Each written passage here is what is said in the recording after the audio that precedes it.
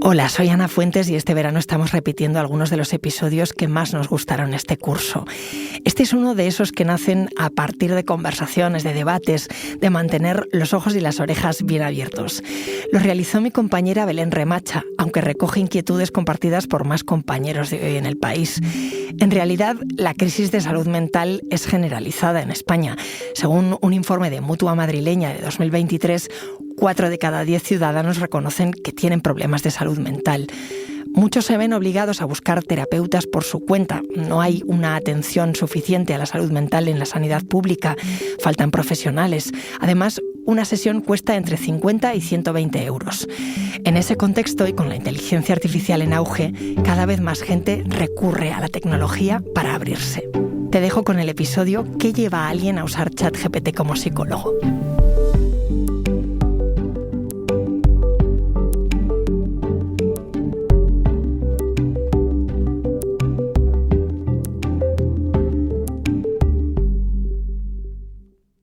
En este episodio vamos a hablar de gente que a veces se siente ansiosa, triste o simplemente necesita hablar con alguien.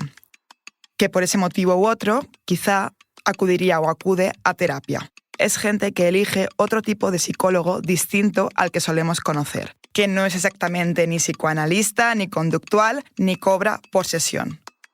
Es gente que elige a ChatGPT como algo parecido a un psicólogo. Para algunos, lo que acabo de decir les resultará marciano, pero para cada vez más personas no lo es. Por ejemplo, no lo es para Sofía, una chica de Buenos Aires que vive en Madrid y que lo combina con terapia tradicional. Como psicólogo, básicamente exporto conversaciones de WhatsApp, o sea, la conversación entera, y le pido que analice un poco el devenir de la relación, el tono. Lo hago con mis relaciones sexoafectivas y también con mis socios y con mi exmarido. Creo que está bueno, como que lo analiza desde un lugar en donde procesa la integridad de la relación y demás. Creo que funciona. Saco buenas conclusiones, me da cierta tranquilidad. La cantante Amaya también usa así ChatGPT. Lo contó en Estirando el Chicle, de Podium Podcast. Y le dices, dime, ¿te ha pasado algo, lo que sea, en una situación concreta de... No, y entonces le dices, ¿qué puedo hacer, tal? Y explícame como si fueras un psicólogo profesional, no sé qué, y de repente te dice unas cosas que piensas, joder, tiene toda la razón. O sea, como que te hace pensar, te hace reflexionar. O sea, está de puta... O sea, os lo juro, está de puta madre. A mí me encanta ChatGPT.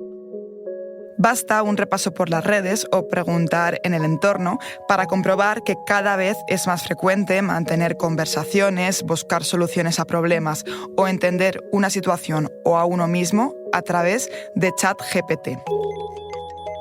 En El País, hace poco, el periodista Daniel Alonso escribía en un artículo que el fenómeno ya era un hecho. Había llegado para quedarse y solo hacía falta cuantificarlo. Por ejemplo, una encuesta realizada a más de 1.000 personas en Estados Unidos recogió que 1 de cada 4 estadounidenses hablaría antes con una máquina de inteligencia artificial que con un psicólogo si tuviera un problema.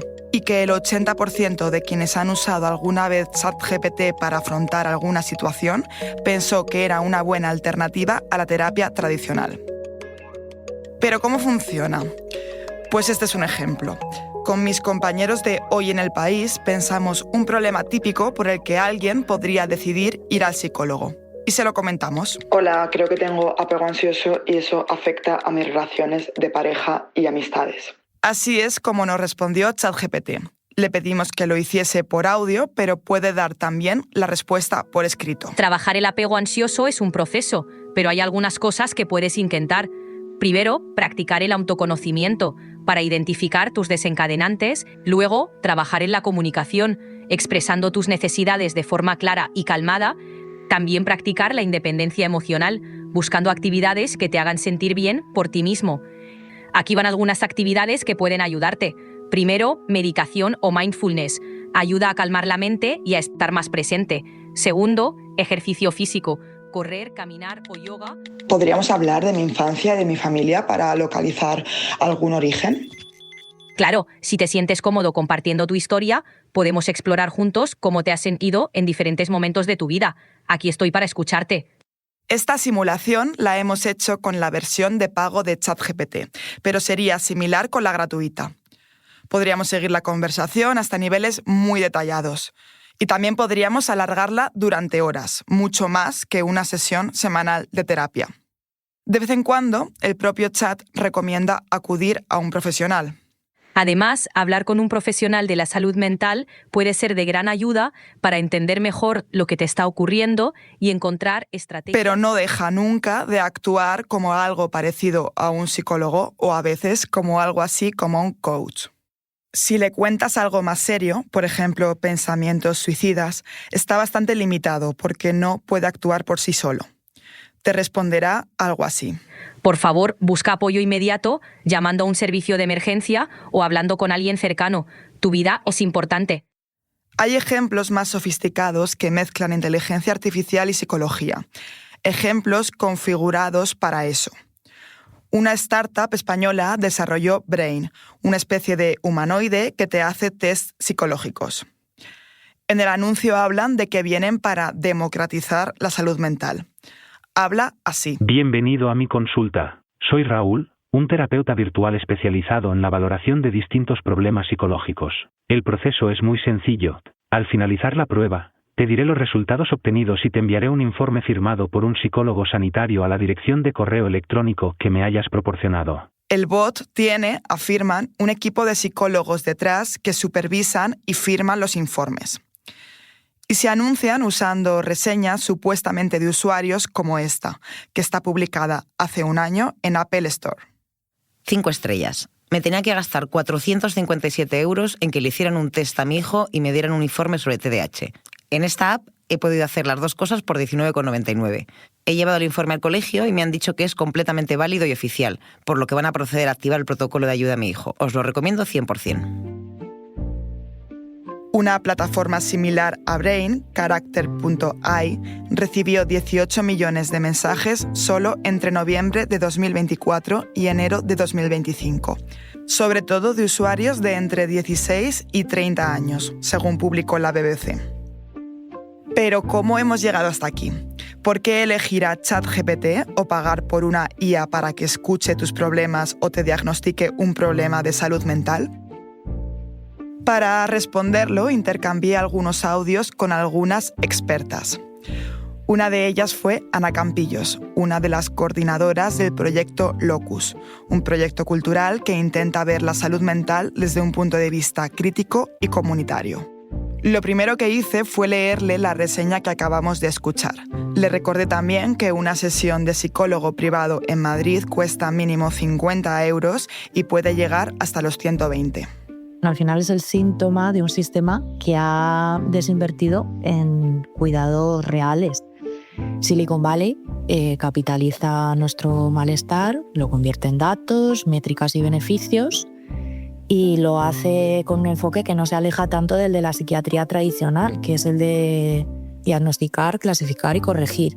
Entonces, bueno, no es casualidad que muchos de estos desarrollos tecnocientíficos vengan de sectores que leen el sufrimiento como un mercado emergente y, bueno, pues no como una urgencia ética o sociopolítica.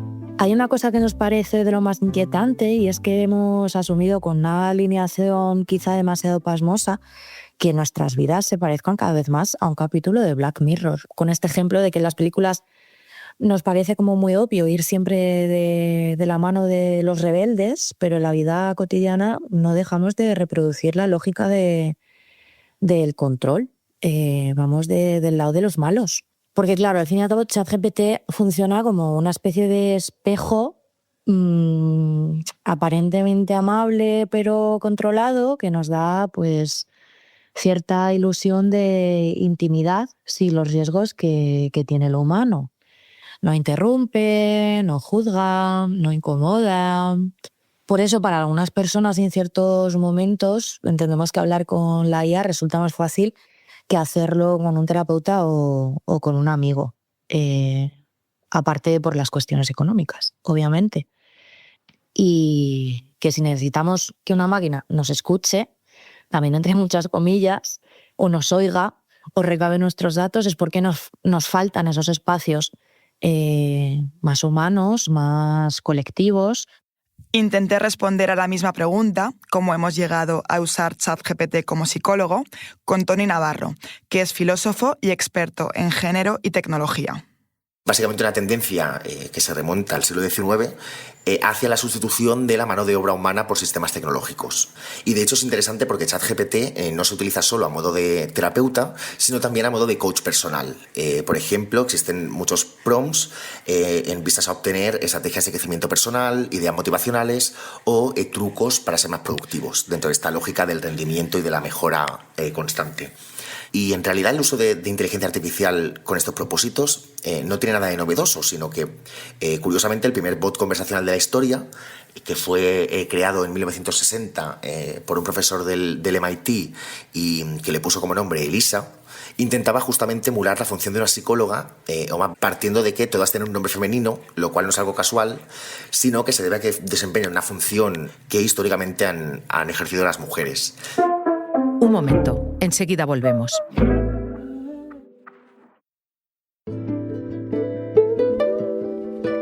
Con Toni, como con Ana, hablé de quizá lo más obvio, lo que supone dar datos sensibles, íntimos o sobre tu salud mental a OpenAI, el desarrollador de ChatGPT. Por ahora podemos decir que son totalmente anónimos, pero a la vez se alimenta de ellos y es imposible asegurar que nunca va a haber un filtrado o un fallo. Todavía no hay en España ninguna ley de inteligencia artificial que regule este tema. Y también le pregunté a Toni si cree que alguien está pensando, cuando habla con ChatGPT, en el gasto medioambiental.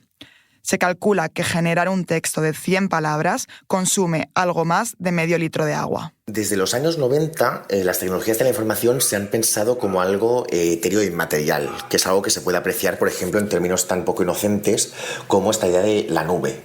Sin embargo, con ChatGPT, en la cuestión ecológica se ha puesto en primer plano y está comenzando a haber un debate público muy interesante en torno a la pertinencia o no de su uso.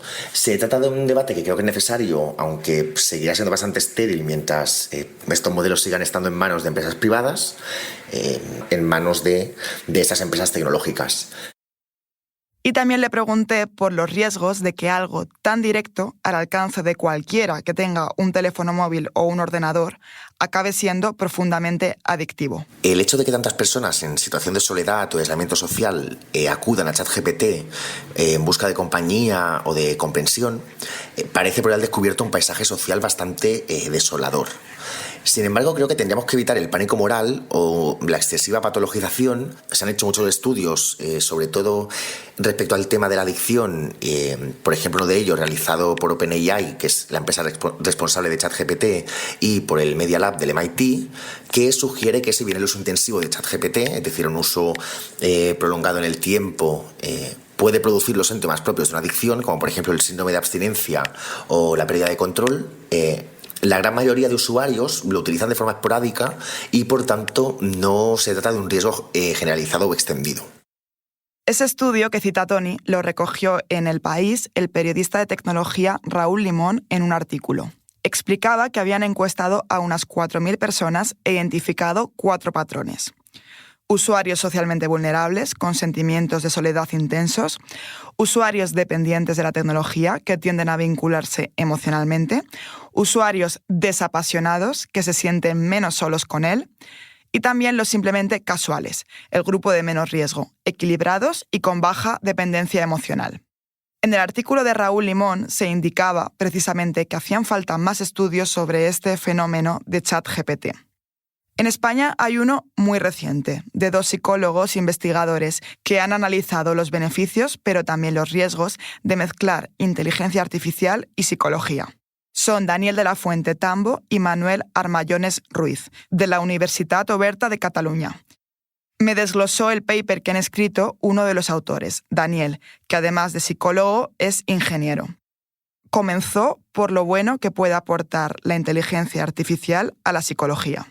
El resumen sería que un psicólogo es mucho mejor psicólogo si tiene una inteligencia artificial al lado que le ayuda, pero no de forma autónoma. Lo que se llama human in the loop, ¿vale? Que la controle y que la supervise. Productos que existen en la fecha actual se pueden agrupar en 3 grandes áreas. Una primera área que es que ayuda al psicólogo en sus tareas más administrativas, cosas como la gestión de las visitas o incluso a grabar todas las sesiones para luego poder hacer un resumen de forma más automática al psicólogo. Segundo caso de uso, ya más avanzado, es que la inteligencia artificial se sitúa como un ayudante del psicólogo y es capaz, por el ritmo de la voz, por el tono, sabes, una persona padece más ansiedad o por el vocabulario que dice, si puede estar padeciendo o tiene indicios de una depresión o de un trastorno. Y luego hay un tercer rol que lo podríamos visualizar como chatbots, que lo que hacen es que interactúan directamente con el paciente. Con un bot, lo que se puede hacer, un chatbot, es que cada día chaquee con la persona, con el paciente, le pregunte unas cuantas cosas y dependiendo de los símbolos, de los signos que detecte, sea capaz de ponerse en contacto con el psicólogo para avisarle que esa persona está en riesgo de una depresión o de lo que le pueda pasar. Esto es lo que Daniel llama productos serios, siempre con profesionales detrás. Cada vez son más frecuentes. En el 40% de las clínicas del Reino Unido, de las clínicas del NHS, que es la Seguridad Social del Reino Unido, está implantando un producto de inteligencia artificial para que ayude a los psicólogos, ¿vale? Porque así el psicólogo es mucho más eficiente, pero siempre por detrás del psicólogo, no de forma autónoma.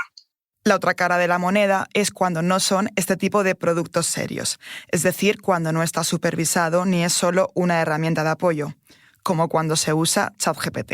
Lo que está pasando es que cada vez aparecen más productos donde automáticamente hacen terapia o intentan hacer terapia con el paciente. Y esto tiene muchísimos riesgos. Riesgos de que ese producto, al final, uno tiene que analizar detrás si está construido en base a unos principios científicos. O sea, hay un grupo de psicólogos con una metodología que lo ha construido, ¿no? ¿Cómo funciona? Entonces, hay un riesgo, es importante, porque al final un psicólogo en terapia, una persona con un trastorno mental, pues tiene mucha influencia, tiene mucha capacidad de persuasión.